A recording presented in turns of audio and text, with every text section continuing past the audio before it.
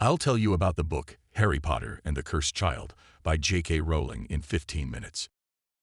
19 years after the Battle of Hogwarts, Harry Potter has left behind his life as a student and hero to become a respected employee of the Ministry of Magic, now 37 years old. He is married to Ginny Weasley, and together they have 3 children, James Sirius, Albus Severus, and Lily Luna Potter. The story begins at King's Cross Station, a place full of meaning for Harry, as it was there that he himself began his adventures to Hogwarts. The family is there to see off their sons who are going to Hogwarts. James, the eldest, is already experienced, but for Albus, the middle son, it is the first time he will take the Hogwarts Express. He is full of nerves and uncertainty, especially because he fears that the Sorting Hat will place him in the Slytherin house. For him, the pressure is even greater because his father is a living legend of the wizarding world.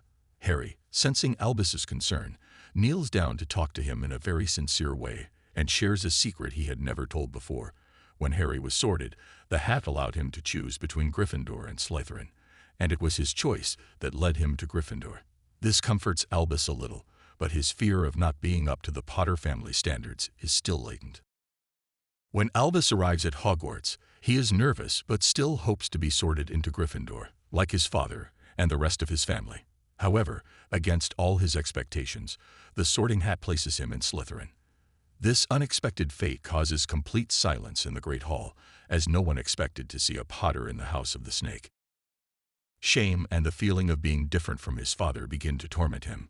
Albus, at first, tries to adapt to his new reality, but finds it difficult to fit in and meet the expectations that everyone had of him as Harry Potter's son. The other students look at him with a mixture of disbelief and mockery, which makes Albus feel even more isolated. During his journey to Hogwarts on the train, Albus meets Scorpius Malfoy, the son of Draco Malfoy. Scorpius is also sorted into Slytherin, and despite the fame that his surname brings with it, he displays a very friendly attitude.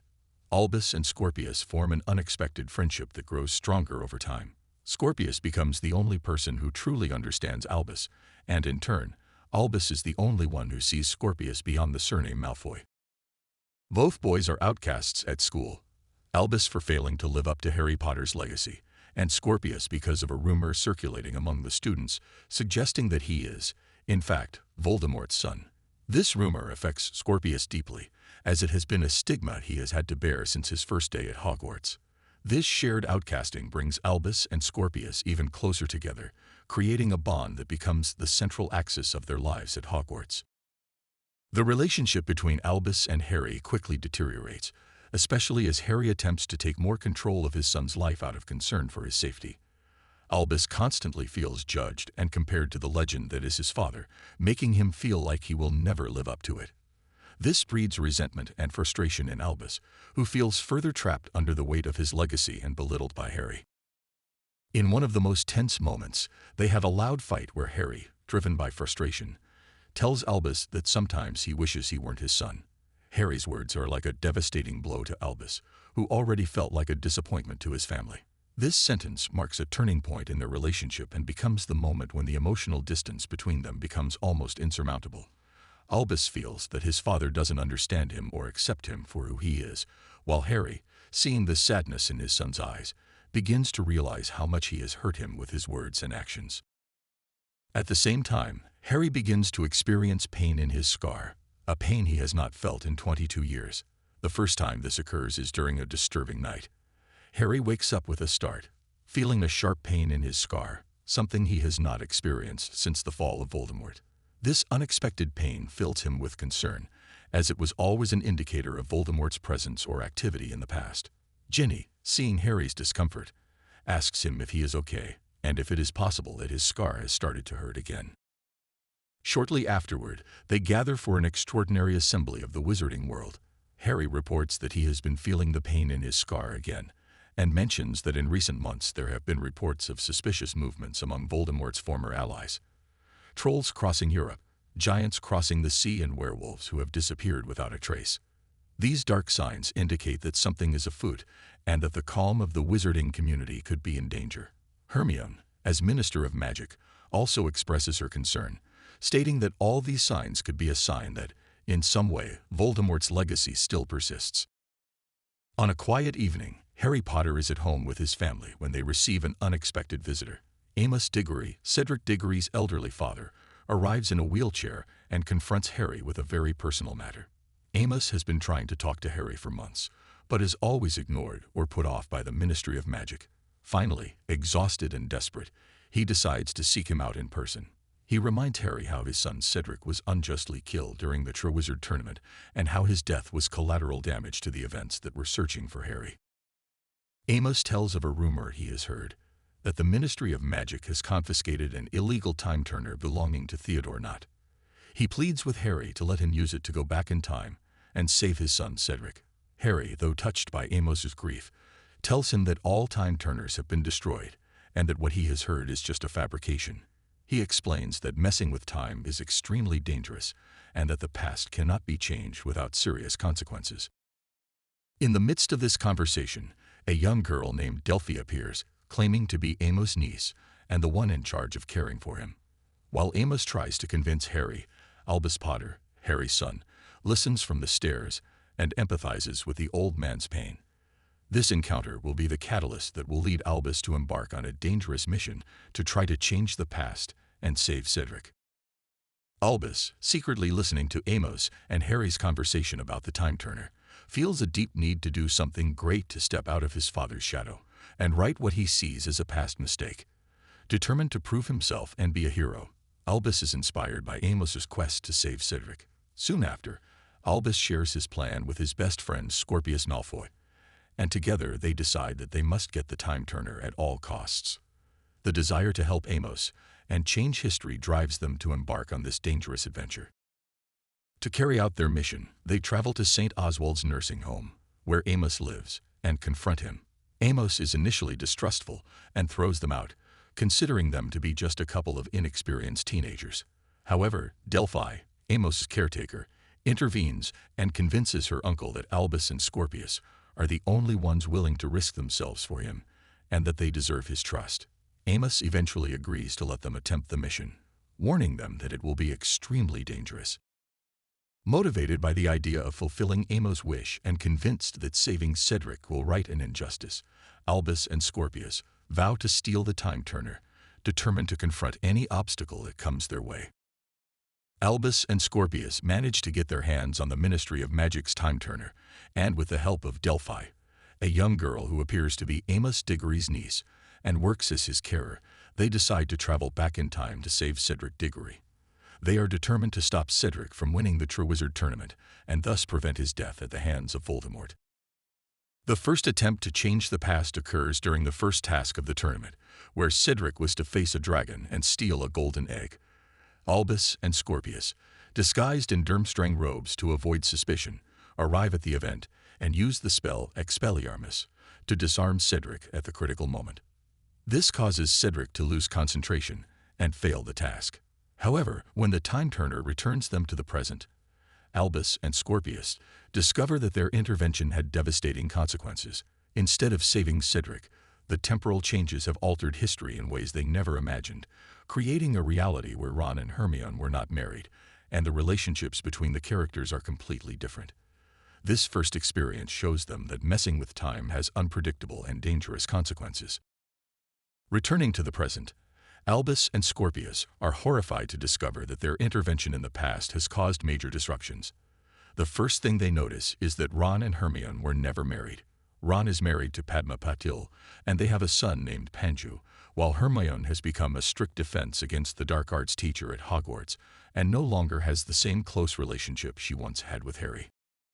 Furthermore, Albus discovers that in this new reality he was sorted into Gryffindor House, not Slytherin, which disorients him even more. Frightened by the changes they have caused and aware that their plan to sabotage the first task of the Triwizard Tournament did not go as expected, they decide to try again.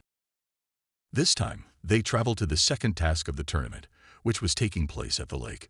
Following their plan, they humiliate Cedric by using the spell Engorgio to make him fail. However, when they return to the present, they find themselves in a much worse reality. They have created a future where Voldemort won the Battle of Hogwarts and now rules the wizarding world. In this timeline, Harry Potter is dead, and Professor Dolores Umbridge is the headmistress of Hogwarts. The world they know is completely distorted, and plunged into darkness. Terrified by the effects of the temporal shifts, Albus and Scorpius managed to use the time turner to return to the present and undo the disruption they caused, but something goes terribly wrong in the process. Scorpius finds himself in a world where Albus has completely disappeared. Now alone and facing a distorted reality, Scorpius discovers that, in this timeline, Voldemort has won the Battle of Hogwarts, and the wizarding world is under his reign of terror. Desperate to find a way to restore reality, Scorpius seeks the help of Severus Snape. In this alternate world, Snape is still alive and has been working underground, forming part of the resistance alongside Hermione Granger and Ron Weasley, who have also evaded capture by the regime. Snape is initially incredulous, but Scorpius manages to convince him by revealing details about his love for Lily Potter and his heroism in the original timeline. Hermione and Ron are also part of this underground group that fights against Voldemort's regime. Snape becomes a crucial figure in Scorpius' mission, helping him to correct the mistake he made by traveling back in time. With the help of Snape, Hermione and Ron manage to locate the time turner and face a dangerous attack by Dementors and Death Eaters to protect Scorpius and give him a chance to fix the past. Ultimately, Snape sacrifices himself so that Scorpius can return and correct the timeline, accepting his fate and once again showing the courage and nobility that characterized him in the original reality. With the help of Snape, Hermione, and Ron, Scorpius manages to return to the original timeline, but the price is high. Knowing that this is their only chance to undo the mess they've made, the trio face a massive attack by Dementors and Death Eaters. In a heroic moment, Hermione and Ron decide to sacrifice themselves to give Snape and Scorpius time to escape and reverse the timeline. The Dementors eventually catch Hermione and Ron and suck their souls out as they profess their love for each other for the last time, an act that deeply shocks Scorpius. Scorpius and Snape fight their way through the battle, and just when it seems Snape will be caught as well, he decides to stay behind to hold off the Dementors, giving Scorpius just enough time to use the time turner and return to the original reality. With a solemn farewell, Snape bravely faces his death, knowing that his actions will ensure Voldemort's future does not come to pass. Back in the original timeline, Scorpius manages to find Albus, and together they undo all the changes they had made.